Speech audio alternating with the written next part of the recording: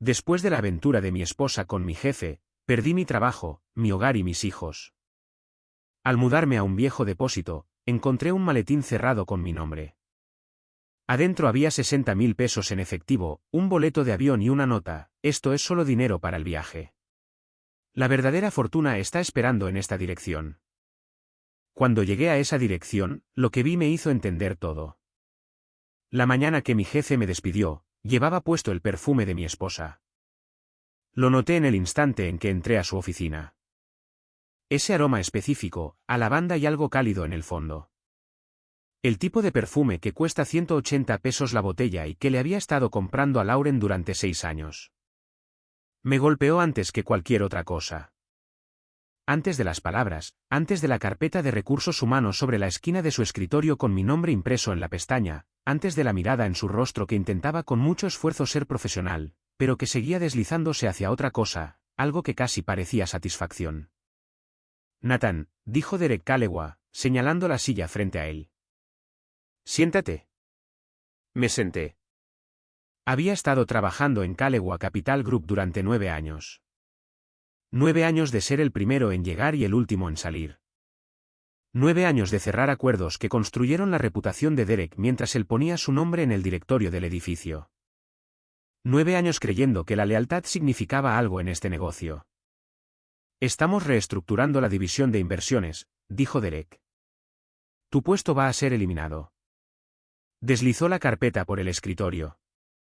Adentro había una carta de despido, un acuerdo de confidencialidad y una oferta de indemnización.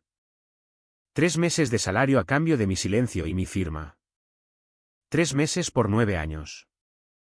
¿Efectivo a partir de cuándo? Pregunté. ¿Hoy?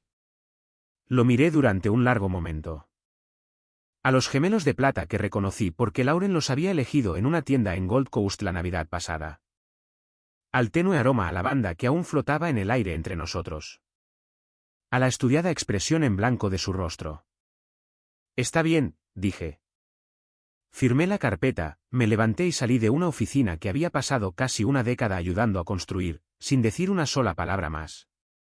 Pero antes de avanzar más, si eres nuevo aquí, presiona ese botón de suscripción ahora mismo porque la historia que estoy a punto de contarte es una de las cosas más extraordinarias que he puesto en este canal. Pérdida, traición, un secreto que había estado enterrado durante 20 años y un maletín cerrado dentro de un depósito que lo cambió todo. Dale me gusta a este vídeo. Deja un comentario diciéndome qué habrías hecho en el lugar de Nathan. Y entremos en materia. Mi nombre es Nathan Briggs. Tengo 41 años.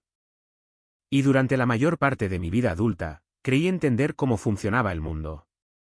Trabajas duro. Te mantienes leal. Construyes algo con tus manos, tu tiempo y tu sudor. Y eventualmente, todo eso suma para tener una vida que vale la pena vivir. Crecí en Radford, Illinois. Mi papá, Gordon Briggs, trabajó 30 años en una fábrica de repuestos para maquinaria. Mi mamá, Patricia, trabajó en el turno de la mañana en la cafetería de un hospital hasta que sus rodillas no dieron más. No éramos pobres. Simplemente nunca nos sobraba nada. Fui el primero en mi familia en graduarse de la universidad. Obtuve un título en negocios de la Universidad de Illinois, trabajando de noche en un centro de llamadas para pagarlo. Me mudé a Chicago a los 23 años con 2.000 pesos y una determinación que en ese entonces se sentía como una armadura. Ahí fue donde conocí a Derek Callewa. Él tenía 35 años y ya dirigía una mediana empresa de consultoría de inversiones en el piso 22 de un edificio en North Baker Drive. Inteligente, magnético, el tipo de hombre que te hacía sentir importante solo con prestarte atención. Me contrató como analista junior. En 4 años, yo dirigía su división de cuentas institucionales. En 7, estaba atrayendo clientes cuyos nombres reconocerías en las páginas de negocios. Y en algún momento del camino, le presenté a mi esposa. Lauren y yo nos habíamos conocido en Lincoln Park en un evento de recaudación de fondos para un programa de alfabetización infantil que ella ayudaba a dirigir. Directora de un programa sin fines de lucro, de cabello oscuro, con una forma de reírse de sí misma que hacía que todos en la habitación se sintieran cómodos. Nos casamos en 2017 en Galena, a unas 3 horas al oeste de Chicago. Nuestra hija Vivien llegó 2 años después. Nuestro hijo Cooper, 18 meses después de ella. Para cuando entré a la oficina de Derek esa mañana de octubre, Vivien tenía 4 años y Cooper tenía 2. Y yo creía, genuinamente creía, que mi vida se movía en una sola dirección. No tenía idea de que ya había sido desviada. Lo primero que hice después de salir de Calewa Capital fue llamar a Lauren. Ella no contestó. Llamé 2 veces más en mi camino al estacionamiento. Nada. Envié un mensaje de texto. Me acaban de despedir. Voy en camino a casa, tenemos que hablar. Ella lo leyó. Pude ver que las 2 marcas de verificación se volvieron azules. No respondió. Conduje hasta nuestra casa en Wilmette, un tranquilo suburbio al norte de Chicago con buenas escuelas, aceras anchas y vecinos que saludaban desde las entradas de sus casas. La habíamos comprado hacía 4 años, una casa de estilo colonial de 4 habitaciones en una calle bordeada de árboles que se sentía como la prueba física de que todo por lo que había trabajado realmente había servido para algo. El auto de Lauren estaba en la entrada. Entré. La casa estaba en silencio. Los zapatos de los niños estaban amontonados junto a la puerta principal, como siempre. Alguien había dejado un vaso con jugo en el mostrador de la cocina, dejando un anillo de jugo de manzana alrededor de la base. Lauren estaba sentada a la mesa de la cocina con su teléfono boca abajo frente a ella. Tenía el tipo de expresión que yo ya había visto antes. Controlada, preparada, como si hubiera estado ensayando. Nathan, dijo, iba a decirte esto el fin de semana. ¿Decirme qué? Ella no desvió la mirada. Esa era una cosa sobre Lauren. Nunca había sido cobarde con las cosas difíciles. Incluso esto, lo entregó directamente. He estado saliendo con Derek durante 8 meses. Estoy enamorada de él. Quiero el divorcio. 8 meses. Me quedé en el umbral de mi propia cocina e hice los cálculos sin querer. Hace 8 meses era febrero. Febrero fue cuando Lauren había comenzado a ir a un retiro de bienestar para mujeres un fin de semana al mes. Febrero fue cuando Derek había comenzado a programar nuestras reuniones individuales más tarde en el día, terminándolas siempre temprano con alguna excusa vaga sobre un compromiso para cenar. Febrero fue cuando noté que Lauren se reía de manera diferente en las cenas, más libre, más fuerte, como si estuviera actuando para alguien. Lo había atribuido al estrés, a la fricción ordinaria de una vida ocupada con 2 niños pequeños y carreras exigentes. Los niños, logré decir, quiero la custodia principal. Puedes verlos un fin de semana sí y otro no, y los miércoles por la noche. Derek y yo estamos planeando. Comenzó a decir ella. No, dije, no digas su nombre frente a mí en este momento. Ella no lo hizo, pero tampoco se detuvo. Lo expuso todo como un plan de negocios. El acuerdo de custodia, la división de bienes, el hecho de que ya había hablado con un abogado. Fue minuciosa. Había tenido 8 meses para prepararse. Subí las escaleras. Me senté en el borde de mi cama durante mucho tiempo, escuchando el sonido de la casa que ya estaba perdiendo. El divorcio avanzó rápido. Lauren tenía un abogado poderoso y los considerables recursos de Derek Calewa respaldándola. El mío era competente, pero estaba en desventaja. El juez le otorgó a Lauren la residencia principal en la casa de Wilmette, la custodia física principal de Vivien y Cooper, y una manutención infantil a un nivel que consumía el 60% de lo que ganaría si encontraba un trabajo comparable. Esto, dado el acuerdo de confidencialidad que había firmado y la forma en que Derek había hecho saber discretamente en nuestro círculo profesional que me habían despedido por problemas de desempeño, iba a ser su propia batalla. A los 90 días de esa mañana de octubre, no tenía trabajo, ni hogar, ni acceso diario a mis hijos. Mi amigo Tyler Mars dirigía una pequeña empresa de consultoría en tecnología de la información en Evanston y me dejó dormir en su sofá durante 3 semanas. Un buen hombre. No hizo demasiadas preguntas. Pero encontré una habitación en una casa compartida en Rollers Park, en el lado norte de Chicago. 4 chicos de casi 30 años, un baño con juntas cuestionables y un vecindario que olía al viento del lago y a comida para llevar jamaicana. Tenía 41 años y pagaba 650 pesos al mes por una habitación del tamaño de un espacio de estacionamiento generoso. Los mensajes de texto de Lauren durante este periodo eran profesionales y breves. Confirmaciones de horarios, actualizaciones sobre las citas médicas de los niños. Una vez, sin que yo preguntara nada, me escribió: Derek y yo llevaremos a Vivian y a Cooper a Florida el próximo mes. Solo para que lo sepas. Leí eso de pie en la cocina de Rollers Park, sosteniendo una taza de café frío, y no respondí durante 2 días. Luego, una noche, esto fue en enero, 4 meses después de que todo se desmoronara, recibí un mensaje de texto de un número que no reconocía. Solo un par de palabras. Morirás arruinado y solo. Te mereces esto, Nathan. Me quedé pensando en ese mensaje durante mucho tiempo. No sabía con certeza quién lo había enviado. Tenía mis sospechas, pero lo que más recuerdo de ese momento es lo que sucedió después de que pasó la ira, y eventualmente pasó. Y lo que quedó debajo fue algo más silencioso y más peligroso. Una especie de entumecimiento, el sentimiento de un hombre al que se le han acabado las cosas que perder. Ese sentimiento, entendería más tarde, es exactamente cuando la vida decide sorprenderte. Raymond Briggs era el hermano menor de mi padre, 17 años menor, lo que lo hacía solo 8 años mayor que yo. Era el tipo de tío que aparecía 2 veces al año bronceado y con historias que sonaban un poco demasiado buenas para ser verdad, y con una forma de mirarte como si estuviera leyendo algo justo debajo de la superficie. Se había ido de Radford a los 18 años y se había dirigido al oeste. California, Nevada, Texas, Colorado. Nunca se estableció por completo. Bienes raíces, consultoría energética, cosas sobre las que era vago cuando se le preguntaba. Nunca se casó, no tuvo hijos. Enviaba tarjetas de cumpleaños con 50 pesos doblados adentro hasta que yo pasé de los 30 años, y luego pasó a llamar por teléfono.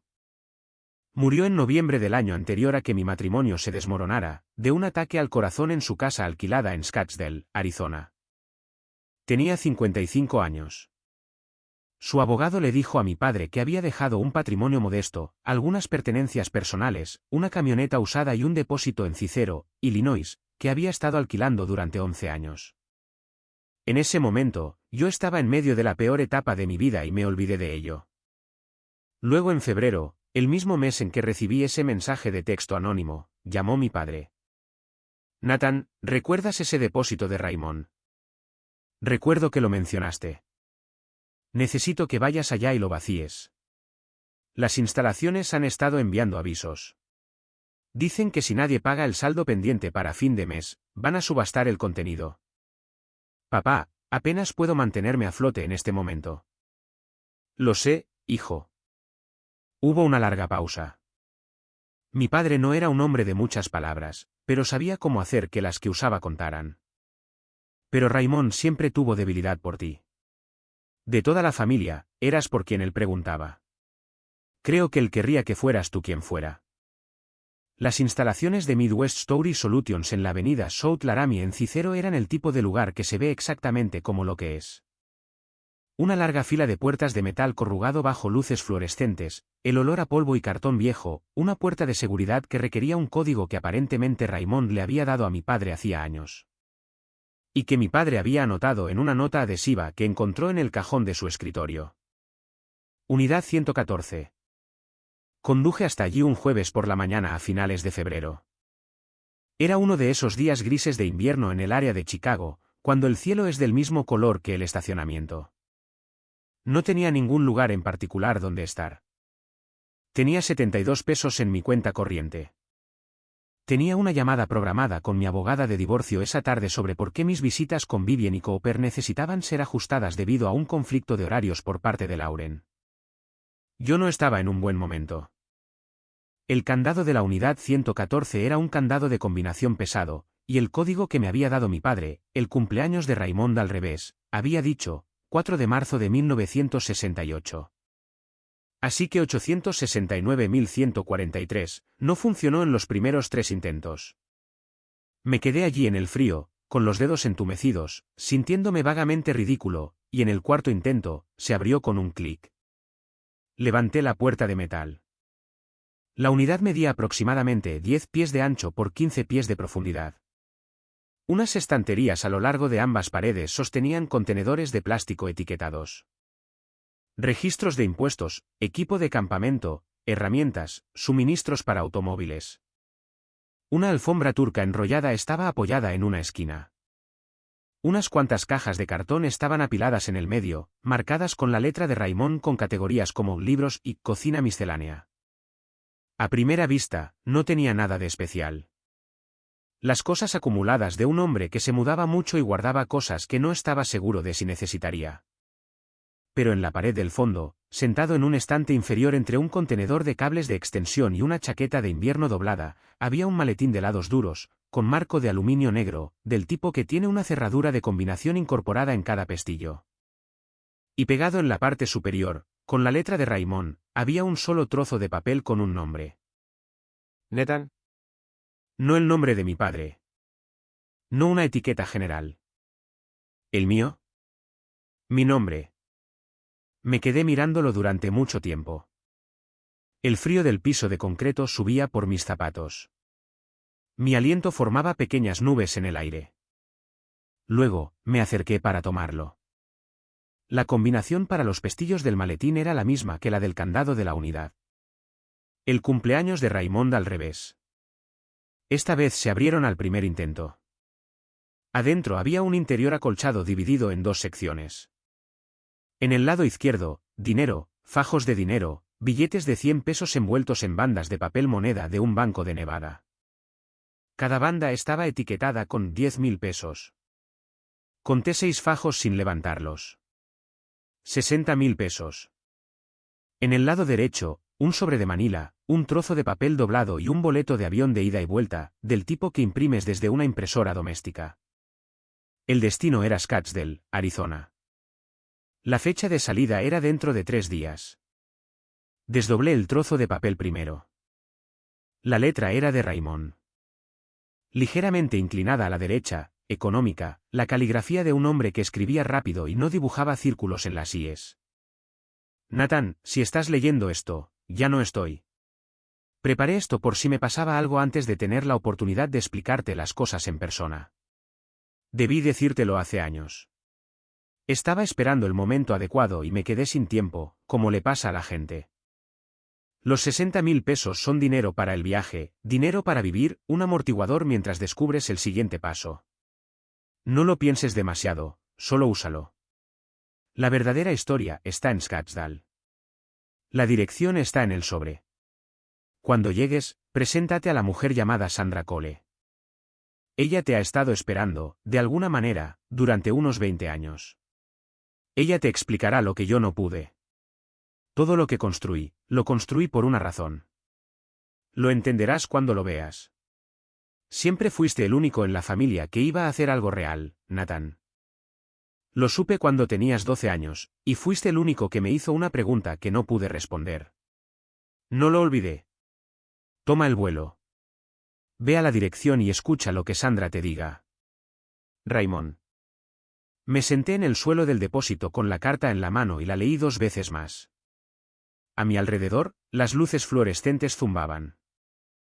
En algún lugar más profundo de las instalaciones, una puerta de metal se cerró con estruendo. 60.000 pesos, un boleto de avión, una dirección en Scottsdale. Mi tío, que había muerto hacía 14 meses, me había dejado un mensaje en un maletín en un depósito en Cicero, Illinois. Saqué mi teléfono, abrí mi aplicación bancaria, me quedé mirando los 72.18 pesos en mi cuenta corriente. Luego miré los 6 fajos de billetes de 100. Luego recogí el boleto de avión. Necesito hacer una pausa aquí porque sé lo que algunos de ustedes están pensando. Este podría haber sido dinero proveniente de algo sobre lo que no quieres saber. Una trampa. La idea de Raymond de una broma extraña. Pensé en todas esas cosas. Me senté en ese suelo helado durante 45 minutos. Para cuando me levanté, mis piernas se habían entumecido. Pero a esto era a lo que siempre volvía. Raymond había sido la única persona en mi familia que parecía verme con claridad. No la versión de la que mis padres estaban orgullosos. No la versión que Derek Callewa había usado durante 9 años. Algo más cercano a la verdad de quién era yo realmente. Y había esperado, en cualquier forma en que un hombre muerto pueda esperar, el momento en que ya no me quedara nada que perder. Pensé en Vivien y en Cooper. En Cooper agarrando mi cuello con ambas manos cuando intentaba soltarlo. En Vivien, que había empezado a preguntar por qué papá ya no vivía en su casa, y que había dejado de preguntar porque se había dado cuenta de que la pregunta entristecía a todos. Tomé el dinero, la carta, el boleto. Volé a Scottsdale 3 días después. La dirección en el sobre me llevó a un barrio residencial en North Scottsdale cerca de la zona de McCormick Ranch. Calles anchas, paisajismo desértico bajo, casas detrás de muros de estuco con techos de terracota. No llamativo a lo Las Vegas, sino el tipo de riqueza que no necesita anunciarse. La casa en la dirección específica era imponente.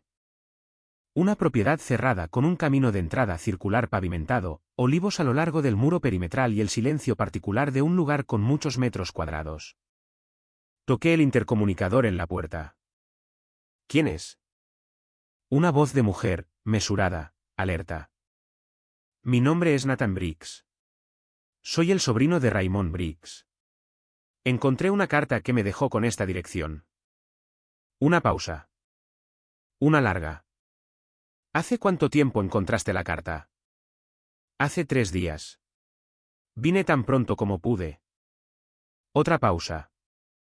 Ven a la puerta principal. La puerta zumbó y se abrió. Sandra Cole tenía 63 años, con cabello oscuro con mechones plateados recogido hacia atrás en un rostro que claramente había sido deslumbrante en su juventud y que se había asentado en algo más interesante con la edad.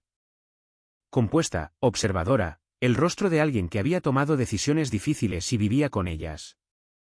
Llevaba una camisa de lino y lentes de lectura subidos en la cabeza, y me miró de la manera en que la carta de mi tío me había advertido que lo haría, como si me hubiera estado esperando, pero no del todo así.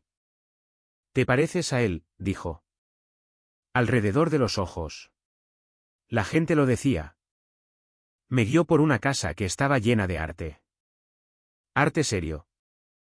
No piezas decorativas, sino pinturas y esculturas que claramente venían de algún lado y significaban algo. Nos sentamos en una habitación que se abría a un patio con una fuente, y la calidad particular de la luz que tiene Scottsdale por la tarde, dorada y ligeramente teatral. Sirvió café sin preguntar si quería y se sentó frente a mí. Raymond me dijo que si le pasaba algo, eventualmente te haría llegar un mensaje, dijo ella. Dijo que encontrarías la unidad. Tenía razón en la mayoría de las cosas. ¿Qué era Raymond para ti? Socio comercial durante 23 años. Envolvió su taza de café con ambas manos. Y hace mucho tiempo, antes de cualquiera de los negocios, fue la primera persona que creyó que yo podía construir algo serio. Lo que Sandra Cole me contó durante las siguientes 3 horas reorganizó por completo mi comprensión de la vida de mi tío. Raymond se había ido de Radford a los 18 años, no porque estuviera huyendo de algo, como la familia siempre había supuesto a medias, sino porque había estado corriendo hacia algo específico. Había conocido a Sandra en Las Vegas en 1993 cuando ella era una analista de propiedades comerciales de 27 años y él era un chico de 25 años sin credenciales formales y con un instinto extraordinario para los terrenos infravalorados. Juntos, durante 2 décadas, habían construido una sociedad de cartera inmobiliaria privada llamada Clearwater Land Partners. No era llamativa, ni pública, ni el tipo de nombre que aparecía en las revistas de negocios. El tipo de empresa que compraba grandes extensiones de tierra en el camino del desarrollo 10 años antes de que llegara el desarrollo, las mantenía pacientemente y las vendía en el momento adecuado. Habían hecho esto repetidamente en Nevada, en Arizona, en partes de Colorado y Nuevo México a las que nadie les prestaba atención, hasta que lo hicieron. Raymond nunca quiso reconocimiento. Sandra dijo que específicamente no quería que nadie de su familia supiera la magnitud de todo eso. Él decía, sonrió levemente, él decía, los familiares ricos arruinan a las familias. Lo había visto. ¿Cuál es la magnitud de todo esto?, pregunté. Ella dejó su taza de café. La cartera actual de Clearwater Land Partners, después de la venta de las propiedades del condado de Maricopa el año pasado, tiene un valor liquidativo de aproximadamente 112 millones de pesos. Escuché el número. Entendí cada palabra individualmente. Juntas, no se computaron de inmediato. La participación de propiedad de Raymond era del 43%, continuó Sandra. Revisó su testamento 18 meses antes de morir. La totalidad de su participación pasa a ti, Nathan. Hemos estado en un patrón de espera legal esperando a que aparecieras. Porque las instrucciones de Raymond especificaban que el beneficiario tenía que venir aquí en persona después de encontrar la carta antes de que se pudiera iniciar cualquier transferencia.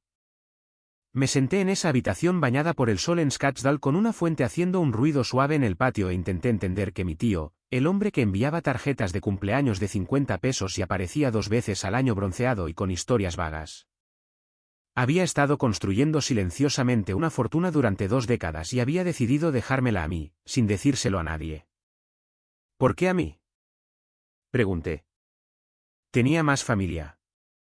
Sandra me miró por un momento. Dijo que eras el único que sabría qué hacer con ello. No gastarlo, sino construir con ello. Dijo que el resto de la familia estaría cómoda y luego arruinada en unos 4 años. Hizo una pausa.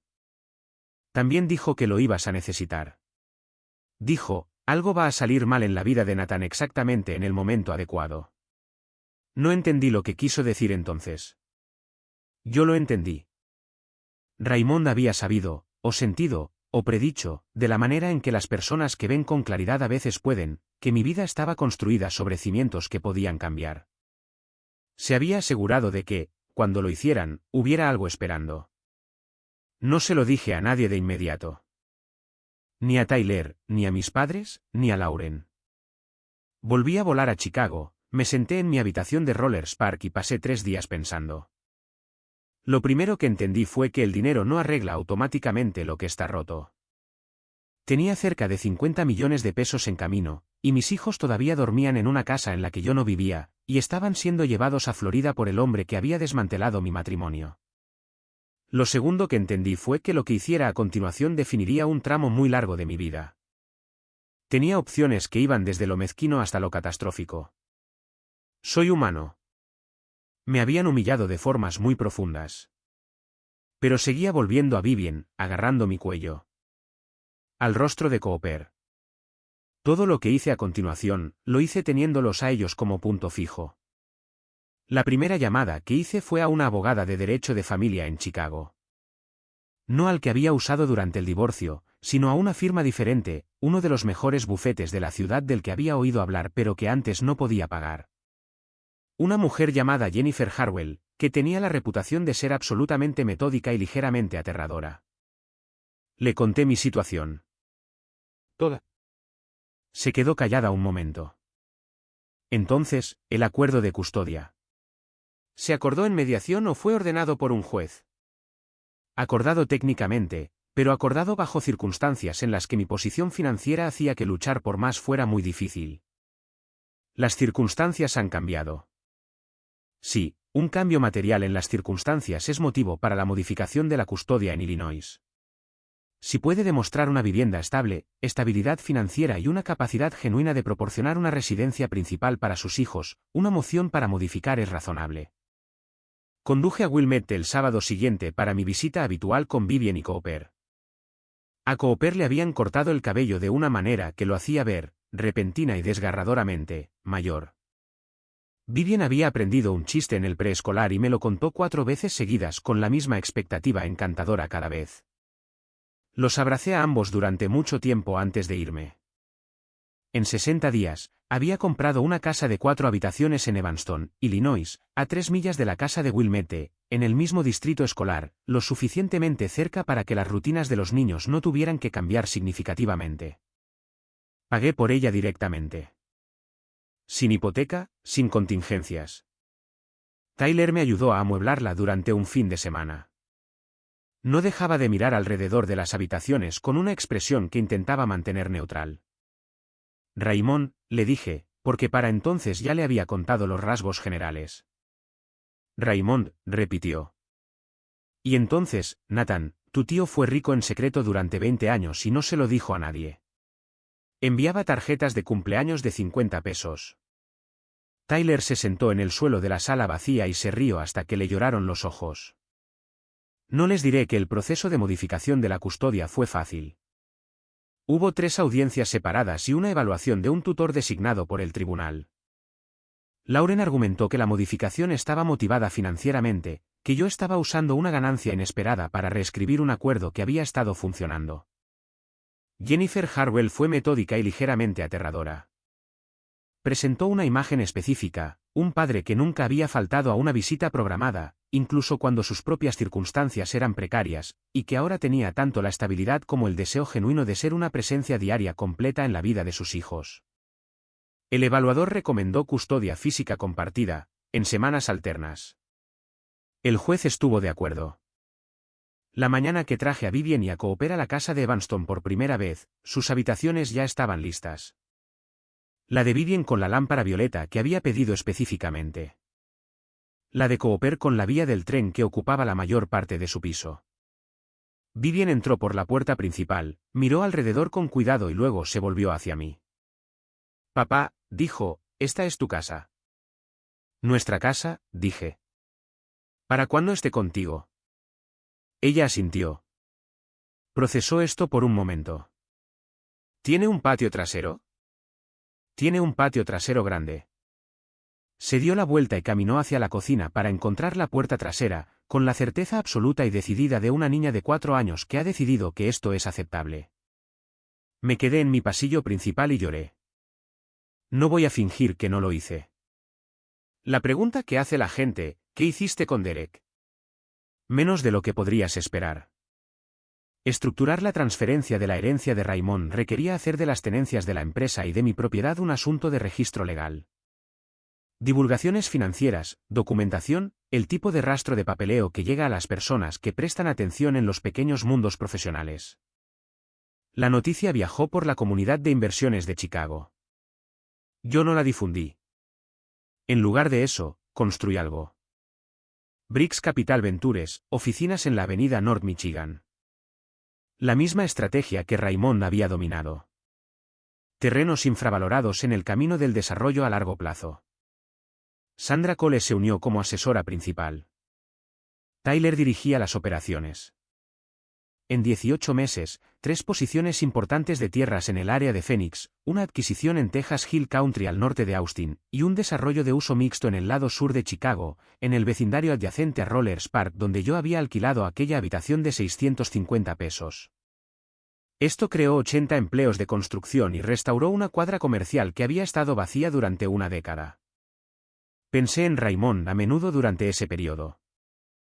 La firma de Derek Calewa experimentó lo que la prensa de negocios llamó una importante pérdida de clientes durante los 2 años siguientes. Lo último que supe fue que Calewa Capital Group había sido absorbida en lo que los informantes entendieron como una venta forzosa. Lauren y yo somos CEO padres. Funcional, no somos amigos. Pero Vivian y Cooper se mueven entre nuestras casas con la adaptabilidad de los niños que saben que son amados en ambos lugares, y ese es el resultado que importa. La primavera pasada, Vivian cumplió 7 años. Tuvimos su fiesta de cumpleaños en mi patio trasero de Evanston, ese que tiene el gran césped que ella aprobó en su primera visita. Era una tarde de sábado en mayo, con linternas de papel colgadas entre los árboles y un pastel con 7 velas, y sus amigos de la escuela corriendo por los aspersores de una manera que hacía que todo el patio pareciera una película sobre exactamente este tipo de cosas. Me paré en el borde del patio mirando todo aquello. Tyler estaba a mi lado con una cerveza, mirando también. Tu tío lo sabía, dijo. Él sabía algo. Él sabía que ibas a estar bien, dije. Pensé en Raymond. El bronceado, las historias vagas, las 2 visitas al año, las tarjetas de $50, los 23 años de construcción silenciosa y paciente en Nevada, Arizona y Colorado. Todo ello ensamblando algo que él mismo nunca usaría. Pensé en el maletín con mi nombre pegado, en los $60,000 que había llamado dinero para el viaje, como un hombre que sirve un plato de sopa antes de un viaje. Pensé en la voz de mi padre por teléfono aquel febrero. Raymond siempre tuvo debilidad por ti. De toda la familia, eras por quien él preguntaba. Raymond había visto algo en mí que yo no podía ver en mí mismo desde dentro de la vida que había estado viviendo. Había esperado el momento en que me despojaran de todo lo que lo ocultaba. Y luego me había dejado exactamente lo que necesitaba. No para estar cómodo, sino para construir. Él lo sabía, dije. Vivian corrió por el patio hacia mí con los pies mojados y un trozo de pastel que sostenía en un ángulo que sugería que no iba a sobrevivir al viaje. Papá, todavía queda un poco. Tienes que comer antes de que se acabe todo. La atrapé cuando llegó a mí, con un brazo debajo de ella, y el pastel milagrosamente intacto. ¿Cuánto queda? Un poco, dijo ella, lo cual es la respuesta precisa y honesta de una niña de 7 años que ya ha comido más de lo que le corresponde. Me comí el pastel. El maletín está en la oficina de mi casa ahora, en un estante donde puedo verlo cuando estoy trabajando. La carta está adentro, junto con el código de la cerradura de combinación que mi padre me dio en una nota adhesiva y el talón de la tarjeta de embarque del vuelo a Scottsdale. A veces pienso en lo que mi tío debió haber entendido sobre la vida y que yo todavía estoy aprendiendo. Que las cosas de las que estamos más seguros son a menudo las cosas que están a punto de cambiar. Que la pérdida, cuando llega, puede ser un espacio libre en lugar de solo una destrucción. Que a veces, las personas que más nos aman lo hacen desde una distancia que no apreciamos por completo hasta que se han ido. Raymond Briggs nunca se hizo rico de la manera que la gente imagina cuando escucha ese número. Se hizo rico de la manera en que cualquiera llega a un lugar significativo. Lentamente, pacientemente, sin que nadie mirara, construyendo algo pieza por pieza con un punto fijo en mente. El punto fijo era yo. Yo no lo sabía, pero él sí. Y cuando todo lo que yo había construido sobre los cimientos de otras personas finalmente cayó, él se había asegurado de que el suelo estuviera allí.